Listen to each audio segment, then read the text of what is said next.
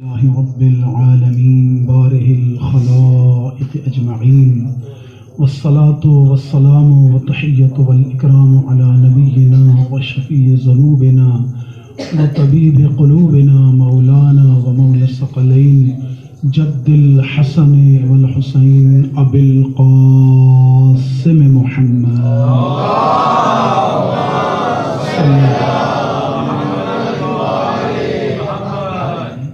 وآلہ الطیبین الطاہرین المعصومین المنتجبین المنتحبین الذین اذهب اللہ عنہم الرجس وطہرہم تطہیرا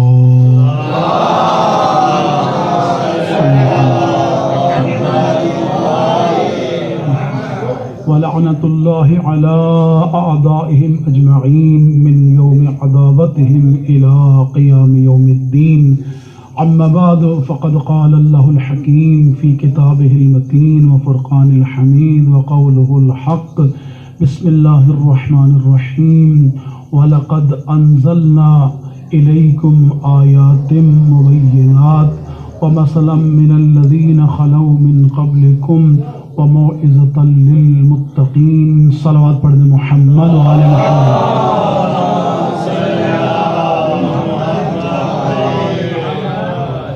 ماہ معظم شعبان المعظم کی مناسبت سے تمام انوار شعبانیہ جو اس مہینے میں خداوند عالم نے اپنی رحمت خاص کے ذریعے رحمت بنا کر اس کائنات پہ بھیجے ہیں، میں ان تمام انوار کی آمد کے سلسلے میں اس خوشی کے حقیقی وارث امام زمان عجل اللہ تعالی فرج شریف اور اس کے بعد آپ تمام سادات و مومنین کی خدمت میں ہدیہ مبارکباد پیش کرتا ہوں۔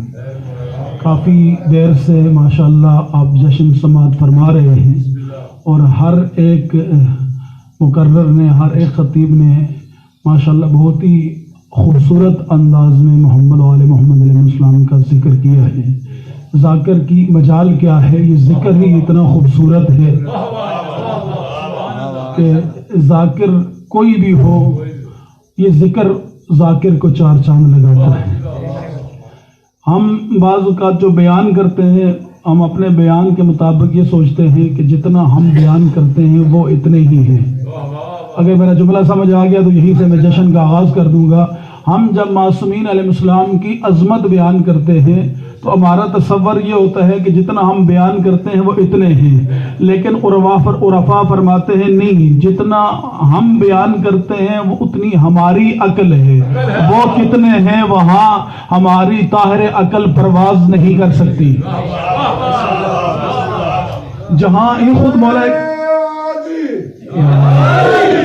مولا کائنات نے ناج البلاغہ میں خود امیر المومنین اسلام نے فرمایا، در حسین سے شفا ماشاءاللہ، تو بھی مانگ لے در حسین سے شفا، حکمت میرے حسین کی وسیع و عریض ہے، کتنا بلند طبیب ہے زہرا کا لاڈلا، فطرس میرے حسین کا پہلا مریض ہے۔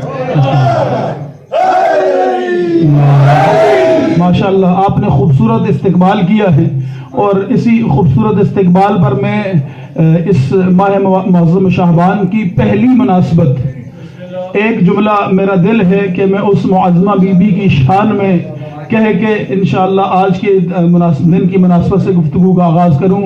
وہ معظمہ بی بی جس کی وجہ سے آج اگر کوئی مسلمان ہے تو اس بی بی کی وجہ سے، آج اگر قرآن ہے تو اس بی بی کی وجہ سے، آج اگر اذان ہے تو اس بی بی کی وجہ سے، آج اگر اسلام ہے تو اس بی بی کی وجہ سے۔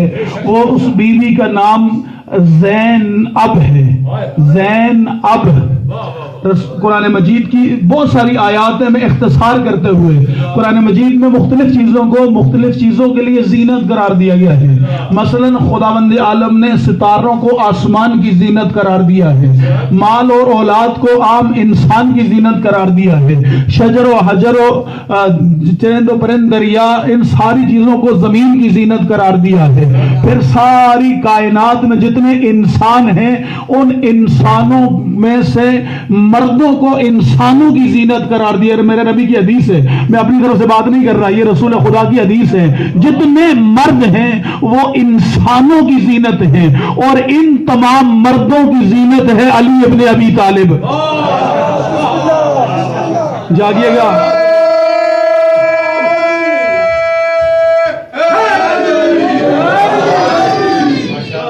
تمام مردوں کی زینت ہے علی ابن ابی طالب, اور جو علی کی ابن ابی طالب کی زینت ہو اسے زینب کہتے ہیں.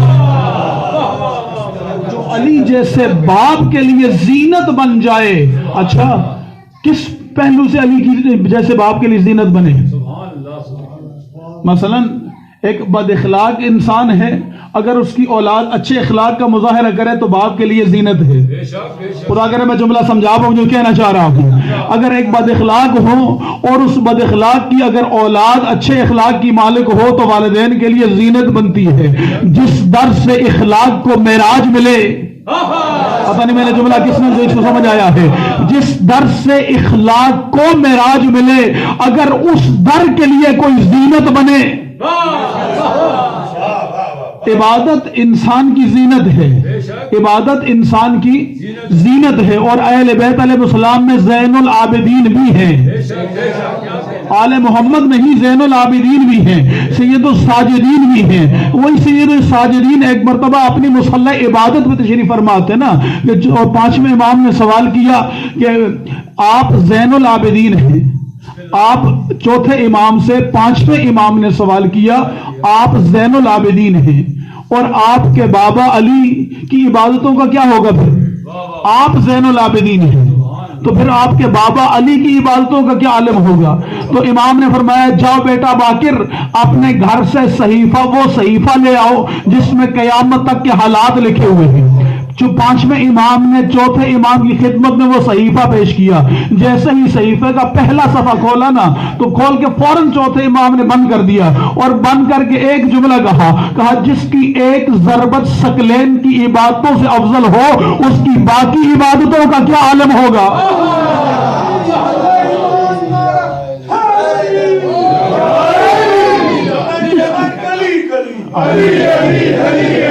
صاحب آپ کی احمد ہے, جشن اس طرح ہوگا, سارے بولیں گے میرے ساتھ, میرے سے آواز آپ کی زیادہ ہونی چاہیے. چمن چمن گلی گلی, نگر نگر گلی گلی,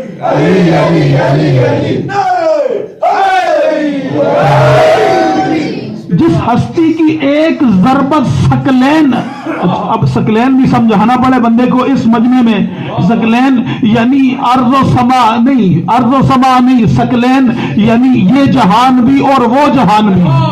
اچھا, اس جہان میں تو کسی کی عبادت کم ہے, کسی کی زیادہ ہے, یہی ہے نا, اس جہان کی بات کر رہا ہوں. اس جہان میں شاید کسی کی عبادت کم ہو, کسی کی زیادہ ہو. بے شک بندہ اس علی کو مانتا ہو جو ایک ایک رات میں 1,000 رکعت نماز پڑھتا ہو اور خود اس کی اپنی زندگی میں کبھی ایک رکعت بھی نہ آئی ہو. اس جہان میں ممکن ہے, لیکن اس جہان میں ایسا نہیں. اس جہان میں جو ملائکہ جن کی ڈیوٹی ہے قیام کرنا وہ قیامت تک قیام میں ہے, جن کی ڈیوٹی ہے رکوع کرنا وہ قیامت تک رکوع میں ہے, جن کی ڈیوٹی ہے سجدہ کرنا وہ قیامت تک سجدے میں ہے, جن کی ڈیوٹی ہے تشہد وہ قیامت تک تشہد میں ہے, جن کی ڈیوٹی ہے بارش برسانا ان کا کام صرف بارش برسانا ہے, جن کی ڈیوٹی ہے رزق تقسیم کرنا ان کا کام ہے صرف رزق تقسیم کرنا, جس کی ڈیوٹی اللہ نے لگائی ہے تو نے اور کچھ بھی نہیں کرنا, فقط قیامت والے دن سور پھونکنا ہے, اس کی ڈیوٹی یہی ہے, سور پھونکنا ہی اس کی ڈیوٹی ہے. نہ اس سے اللہ سجدے کی ڈیمانڈ کرتا ہے, نہ اللہ اس سے رکوع کی ڈیمانڈ کرتا ہے, نہ اللہ اس سے قیام کی ڈیمانڈ کرتا ہے, نہ اللہ اس سے صدقے اور خیرات کی ڈیمانڈ کرتا ہے. یہیں سے تو پتہ چلتا ہے عبادت زیادہ نمازیں پڑھنے کا نام نہیں ہے, عبادت خداوند عالم کی مشیت کے مطابق زندگی گزارنے کا نام ہے.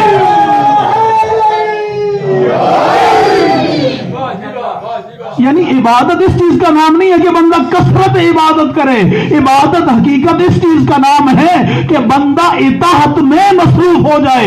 اس وقت مجھ سے مولا کیا چاہ رہا ہے؟ سامعین محترم, اس چیز کا نام ہے عبادت.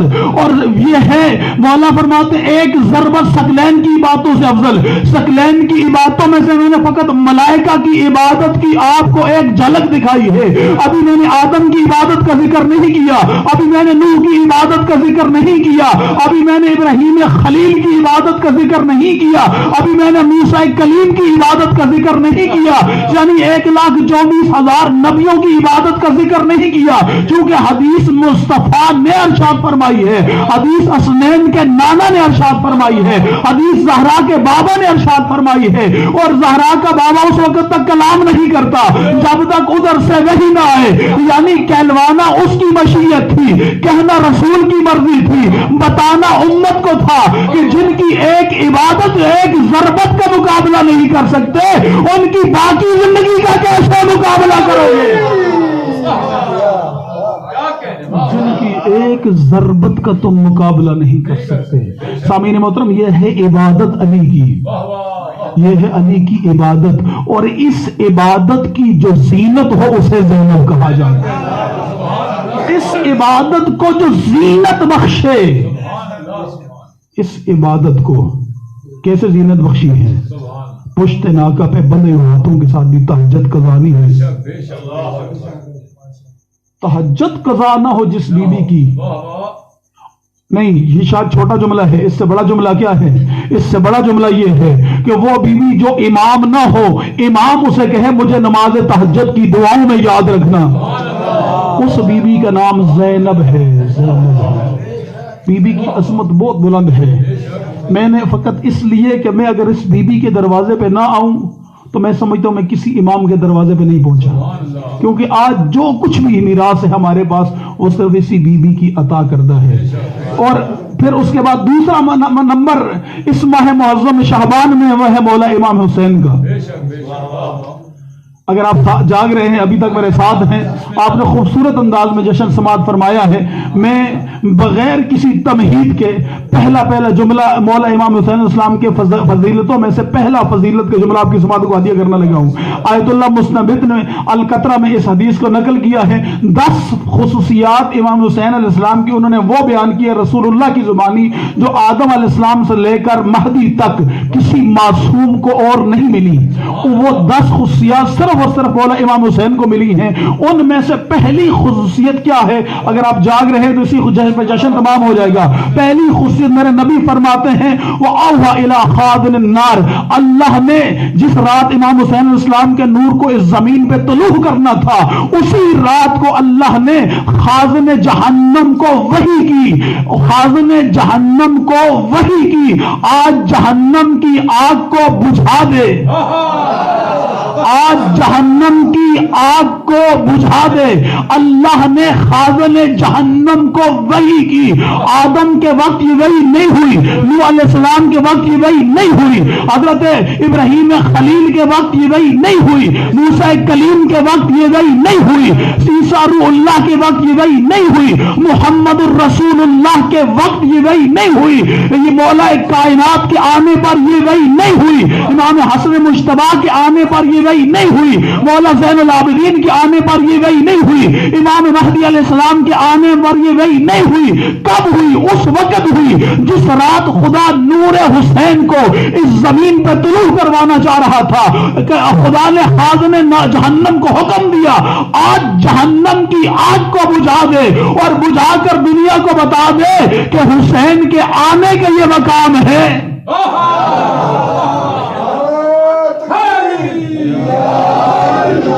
جس کے آنے پر جہنم کی آگ بجھ جائے.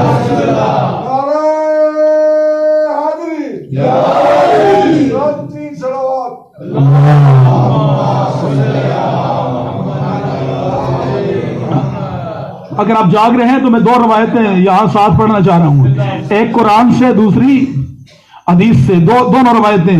سامعین محترم, کوئی تاریخ کا قرآن کا طالب علم مجھ سے سوال کر سکتا ہے, نہیں ابراہیم کے لیے بھی آگ بجھی تھی, بجھی تھی نا, جو عقیدہ نہ رکھے وہ مسلمان نہیں ہے.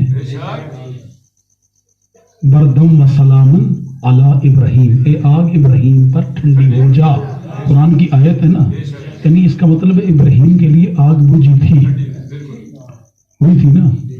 پھر اگر کون سا کمال ہے, ابراہیم کے لیے بھی ٹھنڈی ہوئی تھی نا, تو پھر کمال کون سا ہے؟ اگر حسین کے آنے پہ جہنم بجھ گئی سامعین محترم، لیکن آپ تمام قصص الانبیاء جتنے بھی کتابیں ہیں نا، سب کو اٹھا کے دیکھ لیں، ابراہیم کے لیے آگ ٹھنڈی ہوئی تھی، ارد گرد والوں کے لیے نہیں۔ میں نے جملہ کہا ہے، اللہ کرے میرا جملہ سمجھ آ جائے، ابراہیم خلیل کے لیے ٹھنڈی ہوئی تھی لیکن ارد گرد والوں کے لیے نہیں۔ اچھا شاید جملہ چھوٹا ہے، اس سے بڑا جملہ کہوں، اس سے بڑا جملہ کہوں سا، اگر سب کی مرضی ہے تو جملہ کہنا چاہ رہا ہوں، جہنم کی اللہ نے خازن جہنم کو کہا جہنم کو بجھا دے، جہنم کو بجھا دے۔ تمام عالم اسلام سے دستبستہ عرض کرتا ہوں، انصاف سے بتائیے جہنم میں حسین کے دشمن ہوں گے یا دوست ہوں گے؟ جہنم میں حسین کے دشمن ہوں گے یا دوست ہوں گے؟ ارے جس کے آنے پر دشمنوں سے اللہ عذاب اٹھا لے، بتائیے اس کے چاہنے والوں کا پھر کیا مقام ہوگا؟ یہ تو سلوک دشمنوں کے ساتھ ہے نا، یہ سلوک تو دشمنوں کے ساتھ۔ میں قرآنی آیات کے ساتھ ساتھ چلنے کا عادی ہوں، قرآنی واقعات و آیات، اور کوشش کرتا ہوں طالب علمی کو مد نظر رکھتے ہوئے بات مختصر ہو، جامع ہو اور اس کے اندر وسعت بھی ہو تاکہ پیغام آپ تک صحیح کنوے ہو جائے۔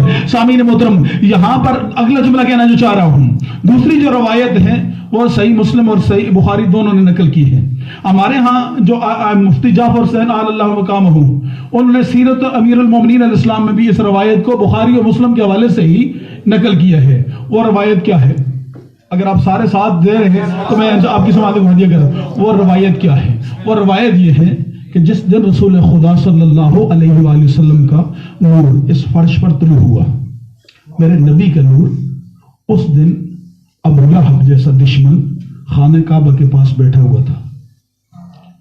رسول اللہ کے گھر سے ایک کنیز دوڑتی ہوئی آئی، یہ کنیز ابو لہب کی تھی، وہ دوڑتی ہوئی آئی اور آ کر اس نے ابو لہب سے کہا، ابو لہب تجھے مبارک ہو، خدا نے تجھے چاند سا بتیجا عطا کیا ہے۔ جیسے ہی بتیجے کی آنے کی خبر سنی، ابو لہب نے فرت مسرت سے خوشی کے ساتھ جھوم اٹھا اور جھوم کر اس نے کہا، اے کنیز، اے آنے والی، اسی بتیجے کی وجہ سے آج تجھے آزاد کرتا ہوں۔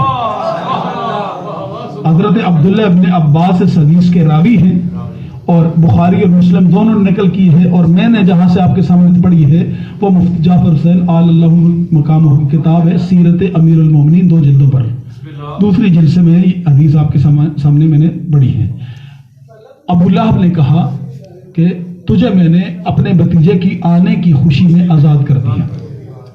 اسی ابو لہب کو حضرت عبداللہ بن عباس فرماتے ہیں، میں نے خواب میں دیکھا اور اس نے پوچھا، بتا نبی کی دشمنی کا کیا صلہ مل رہا ہے؟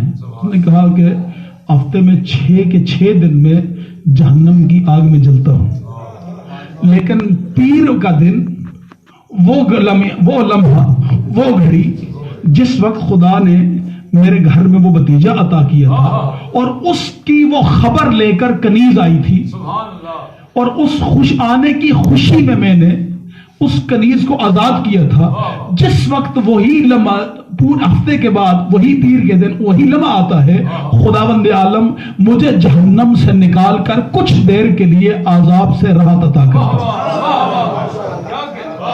مجھے جہنم سے نکال کر کچھ دیر کے لیے عذاب سے راحت عطا کرتا ہے۔ یہ حدیث کے اور کتنے پیغامات ہیں وہ تو الگ ایک سائٹ پہ رکھ دیجئے۔ اگر فقط اتنا ہی پیغام آج کے اس جشن سے آپ لے کر چلے جائیں کہ اگر کوئی آنے والا اس قابل ہو کہ اس کے آنے کی خوشی منائی جائے تو اس خوشی منانے پر وہ بھیجنے والا ناراض نہیں ہوتا بلکہ راضی ہو کر جہنم سے کافروں کو بھی باہر نکال دے۔ میں نے جملہ کہا ہے، اللہ کا جملہ سمجھ آ جائے میرا۔ سامعین محترم، آنے والا شرط یہ ہے کہ اس قابل ہو، اس قابل ہو کہ اس کے آنے کی خوشی میں کچھ کیا جائے۔ وہ کیا جانا اللہ کو اتنا پسند ہے کہ ابو لہب جیسے دشمن کو بھی اللہ اس لمحے میں جہنم سے تھوڑی دیر کے لیے باہر نکال دیتا ہے۔ سامعین محترم، روایت آپ نے سن لی، تمام عالم اسلام کی بارگاہ میں دس بستہ میں کہتا ہوں، ہم نبی اور حسین کا مقایسہ کر ہی نہیں سکتے۔ نبی اصل ہے، حسین فر ہے۔ ہم اس حسین کو مانتے ہیں جس کے فضائل نبی نے بتائے ہیں۔ میرا جملہ غلط پیغام اس جشن سے کوئی لے کر نہ علی کو مانتے ہیں، جس حسین ابن علی کے جتنے فضائل ہیں ہم نے گڑے نہیں ہیں، مصطفیٰ نے بتائے ہیں، جبرائیل نے لائے ہیں، اللہ نے بنائے ہیں، اللہ نے بنائے ہیں، جبرائیل نے لائے ہیں، مصطفیٰ نے بتائے ہیں۔ مصطفیٰ اور حسین کا مقایسہ مقابلہ قیامت تک ہو ہی نہیں سکتا، لیکن میرے نبی فرماتے ہیں اللہ نے حسین کے آنے پر جہنم کے فرشتے کو کہا جہنم کو بجھا دے، یعنی جہنم میں سے مجرموں کو باہر نہیں نکالا بلکہ جہنم کی فطرت کو بدلا۔ میں خدا کرے میں جملہ سمجھا پاؤں، میرے لفظ کی قدر کیجئے گا، جہنم کی فطرت کو بدلا اور فطرت کو بدل کر بتایا کہ جن کے آنے پر مجرموں کو جہنم سے نکالے اسے مصطفیٰ کہتے ہیں، اور جن کے آنے پر جہنم کی فطرت کو بدل دیا جائے اسے حسین ابن علی کہتے ہیں۔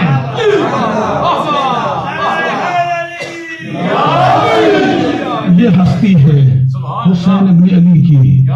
کہا خداوند عالم نے، اگر ابھی بھی تھکے نہیں ہیں تو ایک جملہ اور کہنا چاہ رہا ہوں، اسی ضمن میں ایک جملہ اور کہوں سامعین محترم۔ یہ ابھی تک جتنی گفتگو ہوئی نا جہنم میں نے جملہ کیا کہا تھا کہ حسین کا دوست کوئی بھی نہیں، جتنے بھی جہنم میں جائیں گے وہ حسین کے، اس بات پہ سب کے ایمان ہے۔ یہاں بیٹھنے والے کسی بندے کو شک ہے کہ وہ جہنمی ہے؟ ہر بندے کو یقین ہے کہ وہ جنتی ہے۔ یہ یقین کی دولت کس نے آپ کو عطا کی؟ یہ اس فرش پر بیٹھ کر اس جشن کی محفل میں یا حسین کی مجلس میں بیٹھ کر یہ یقین کی دولت کیسے ملی کہ اس جگہ پر بیٹھنے سے ہی انسان کو یقین ہوتا ہے کہ یہ جنتی ہے؟ یقین کی دولت آئی کہاں سے؟ سامعین محترم یہ کہیں اور سے نہیں آئی۔ جس دن سے نبی نے کہا نا الحسن والحسین سیدہ شباب اہل الجنہ، تو ہم نے فیصلہ کر لیا ہم ادھر رہیں یا ادھر رہیں گے سرداروں کے ساتھ۔ آئے ہائے اللہ کرے، رہیں گے سرداروں کے ساتھ۔ اور جب سردار کے ساتھ ہیں تو پھر کیا فرق پڑتا ہے ہم یہاں رہیں یا وہاں رہیں؟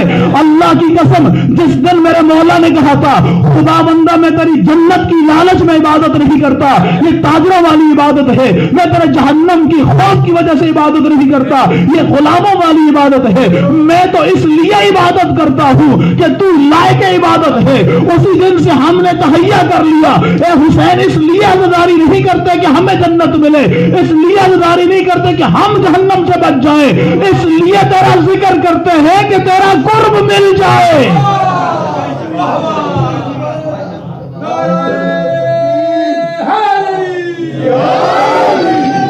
تیرے دربار میں تیرے قدموں میں ہمیں تھوڑی سی جگہ مل جائے۔ سامعین محترم یہ حسین ابن علی کی ذات ہے، یہ حسین پہلا انعام اللہ نے کیا کہا حاضر جہنم کی آگ کو بجھا دے، یعنی آج بجھی ہے آگ۔ جہنم سے مجرم کو نہیں نکالا، مجرم جہنم ہی تھے، لیکن آگ بجھا کر دنیا کو بتایا کہ اگر دشمنوں کے لیے حسین یہ ہے، دشمنوں کے لیے حسین یہ ہے، تو اب جملہ عاشقوں کے لیے کہنا چاہ رہا ہوں۔ دوسری وَأَوْحَى إِلَىٰ رِضْوَانِ الْجَنَّةِ، خدا نے رضوان جنت کو دوسری وحی کی، دوسرا امتیاز، دوسری خصوصیت مولا امام حسین علیہ السلام کی جو میرے نبی نے بیان فرمائی وہ کیا ہے؟ فرمایا کہ ہم نے رضوان جنت کو وحی کی، آج تو جنت کو سجا دے، آج تو جنت کو۔ حوروں کے تذکرے آپ نے بہت سنے ہیں، میں حوروں کے تذکرے نہیں کرنا چاہتا کیونکہ ان حوروں نے بہت سے لوگوں کو لنگور بنا دیا ہے، اس لیے ہم عبادت حور کے لیے نہیں کرتے۔ حور کیا چیز ہے؟ حور کا مقام جت قرآن مجید نے حور العین کا ذکر ضرور کیا ہے، لیکن جہاں پر حسین کی ماں کا ذکر کیا ہے نا اس سورہ میں حور کا ذکر نہیں کیا، تاکہ دنیا کو پتہ چل جائے حور کا اور زہرا کا مقابلہ نہیں ہو سکتا، تو پھر کسی اور کا زہرا سے کیسے تقابل کرو گے؟ اس بیوی کے ساتھ حوروں کا کیا تذکرہ ہے؟ حوروں کے لیے ہم عبادت نہیں کرتے، ہم تو اہل بیت کے قرب کے لیے کہ ان ہستیوں کا قرب بھی. اچھا یہاں پر اگر میرے ساتھ ایک جملہ اور اضافہ کرنا چاہ رہا ہوں. دیکھیں میرے نبی نے جب یہ حدیث ارشاد فرمائی نا، النظر وجہ علی ابن ابی طالب عبادہ، حدیث ہے نا. اب حدیث جب کوئی ہستی رسول خدا بیان کرتے ہیں تو دو حیثیتوں میں سے ایک حیثیت ہوگی رسول اللہ کی. تھکے اگر نہیں ہے تو میں جملہ کہنا چاہ رہا ہوں، دو میں سے ایک حیثیت سے رسول خدا نے حدیث بیان کی ہوگی، یا محمد ابن عبداللہ کی حیثیت سے حدیث بیان کی ہوگی، یا محمد الرسول اللہ کی حیثیت سے. میرا جملہ سمجھ آ گیا ہے؟ میں کوشش کرتا ہوں کہ آہستہ آہستہ گفتگو کریں اور جو بات میں کر کے جاؤں وہ اڑے نہیں، وہ ساری واہ واہ کی نظر نہ ہو. اس لیے کبھی میں نے مطالبہ نہیں کیا مجمع سے کہ میری گفتگو میں آپ نعرے لگائیں. نعرہ میں کہتا ہوں اگر میری بات سمجھ آئے، دل پہ لگے، اس قابل ہو، بات کے اندر وزن ہو، تو پھر حوصلہ افزائی طالب علم کا حق بنتا ہے کہ آپ طالب علم کی حوصلہ افزائی کریں. لیکن سامعین محترم، میں جس جملے کے لیے ابھی تک آپ کو یہاں تک لے کے آیا ہوں نا، جب نبی نے یہ فرمایا کہ علی کے چہرے کو دیکھنا عبادت ہے. اچھا چہرہ علی کا ہے، عبادت جلی کی ہے. چہرہ علی کا ایسا ہی ہے نا. اچھا نماز کس کی عبادت ہے؟ اللہ کی. نیت کریں 2 رکعت نماز فجر پڑھتا ہوں واجب قربتاً. کیوں عبادت کی؟ کیوں آپ نے؟ اللہ کی قربت کے لیے. یعنی یہ عبادت 2 رکعت میں نے صبح پڑھی تھی، یہ مجھے اللہ کے قریب کرے گی. روزہ رکھتا ہوں ماہ مبارک رمضان کا واجب قربتاً اللہ. حج بیت اللہ کرتا ہوں اگر استطاعت ہے تو واجب قربتاً اللہ. یعنی میں ماتم امام حسین کرتا ہوں قربتاً اللہ. لنگر حسین دیتا ہوں قربتاً اللہ. مولا حسین کا جشن کرواتا ہوں قربتاً. یعنی کوئی بھی عبادت اس وقت تک عبادت نہیں ہوتی جب تک اس عبادت میں قصد قربت نہ ہو. یعنی عبادت اس وقت تک عبادت ہو ہی نہیں سکتی جب تک اس عبادت میں قصد قربت نہ ہو. یعنی اس کا مطلب یہ ہوا کہ عبادت وہ ہوتی ہے جو انسان کو، عبد کو معبود کے قریب کرے. عبادت اسے کہا، عبادت کی تعریف یہ ہوئی کہ ہر وہ عمل جو عبد کو معبود کے قریب کرے. اب مجھے نہیں پتا اس چہرے کی کیا عظمت ہوگی جس کو دیکھنے سے یہ خاکی خدا کے قریب ہوتا ہے. یہ جملہ حقیقی فضائل کا جملہ ہے.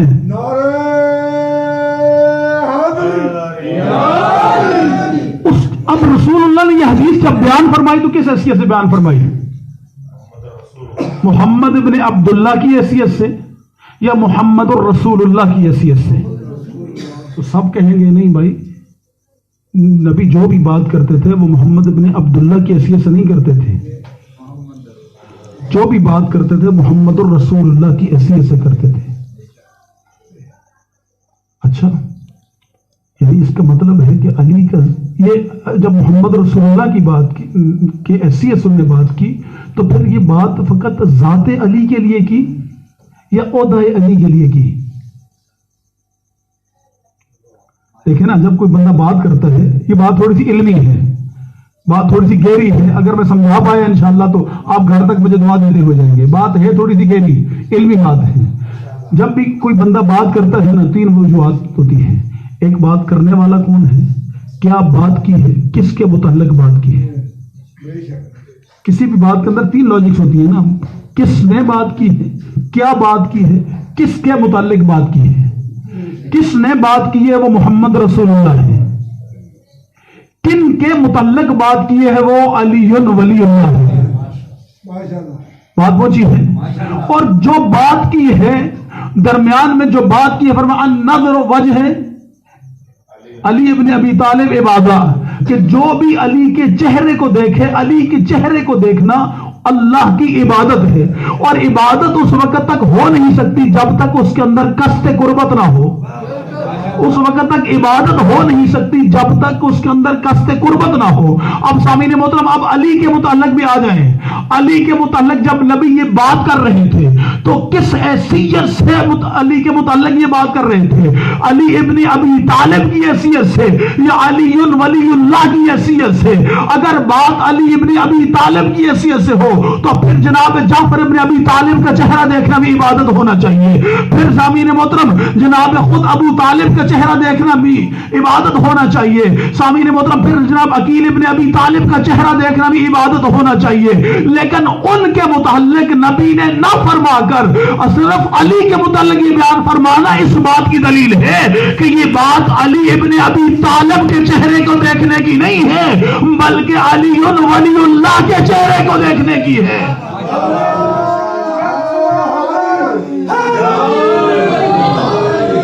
تو جب علی ولی اللہ کے چہرے کو دیکھنا عبادت ہے تو پھر جو بھی مسند ولایت پر ہوگا یعنی غدیر میں ہے علی، علی کے بعد اسی مسند پر ہے حسن، حسن کے بعد اسی مسند پر ہے حسین. تو جس طرح علی کے چہرے کو دیکھنا عبادت ہے اسی طرح علی کے بعد حسن کے چہرے کو دیکھنا عبادت ہے، حسن کے بعد حسین کے چہرے کو دیکھنا عبادت ہے. چہرہ ان کا دیکھا جائے گا عبادت اس کی ہوتی جائے گی، چہرہ ان کا دیکھا جائے گا. ارے دنیا یہی تو چاہتی ہے نا کہ اللہ اللہ کرے بندہ اللہ کے قریب ہو جائے. ارے جن کے فقط چہرے کو دیکھ کے اس کا قرب نصیب ہوتا ہو ان کے باقی اعمال کا کیا عالم ہوگا، ان کی باقی عظمتوں کا کیا عالم ہوگا. اسی طرح جشن اب شروع ہوا ہے 12 بج کے سارے پلانگ میرے ساتھ بولیں گے دمست کلندر دم اے مزہ نہیں آیا دمست کلندر پھر اگلے بولو سب مل کے بولو لڑکار کے بولو جھوم کے بولو میرا حیدر صفدر وہ فاتح خیبر حسنین کا بابا نعرہ کا شور سب مل کے بولو نعرہ آپ کے کہنے کے دو مطلب ہو سکتے ہیں کہ 12 بج گئے ہیں بس کر دیں، اور دوسرا کہہ رہے ہیں کہ ابھی جشن شروع ہوا ہے آپ تھوڑا سا پڑھیں. اب میں کون سا مطلب سمجھے؟ خوبصورت ترین صلوات پڑھیں. میں کوشش کروں گا کہ بات لمبی بھی نہ ہو اور میں جو جہاں تک میں جانا چاہ رہا ہوں میں وہ پیغام انشاءاللہ جلد سے جلد آپ کی جماعت کو حدیث کر دوں. سامعین محترم اب میں نے جس جملے تک آپ کو لایا کہ جب رسول کے متعلق رسول اللہ نے مولا کائنات کے متعلق یہ کہا تو کس حیثیت سے؟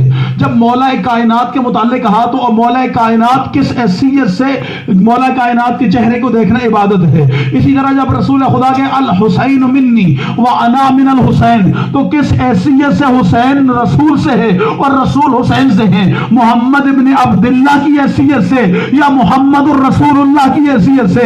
تو میں دونوں کو باتوں کو سمیٹ کر ایک جملے میں بند کرنا چاہ رہا ہوں. اگر تم کہو محمد ابن عبداللہ سے تو راوی حضرت سلیمان فارسی کہتے ہیں جس دن حسین دنیا میں تشریف لائے میرے نبی سب سے پہلے جناب سیدہ کے پاس آئے، کہا سیدہ تو نے حسین کو اپنا دودھ نہیں پلانا، سیدہ تو نے حسین کو اپنا دودھ نہیں پلانا. بابا پھر ہوگا کیا؟ کہا اس کا جو دودھ خوراک ہوگی وہ میرا لہاب دان ہوگا.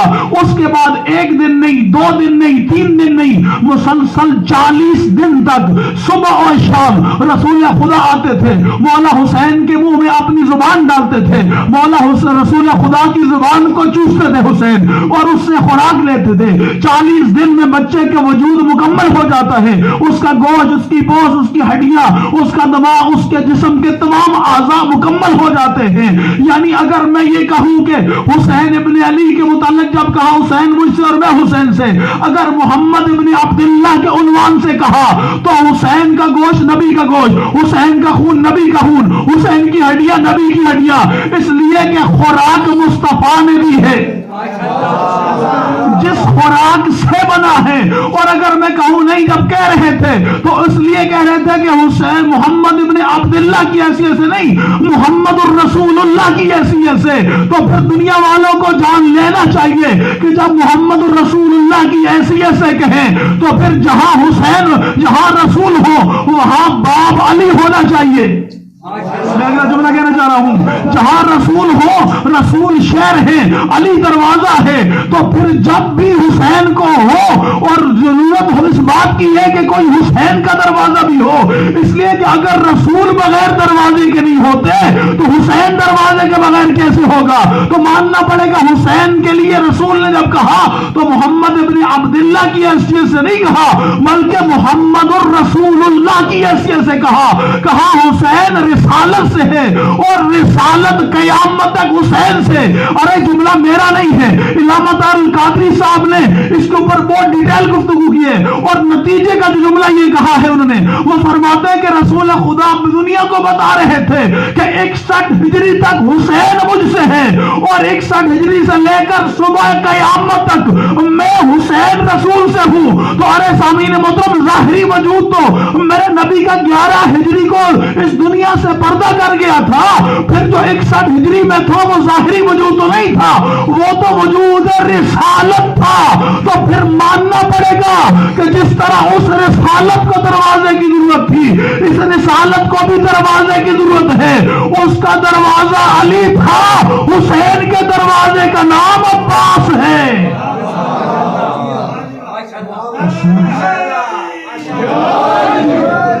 حسین کے دروازے کا نام عباس ہے۔ اور سامعین محترم، کون عباس ہے؟ وہ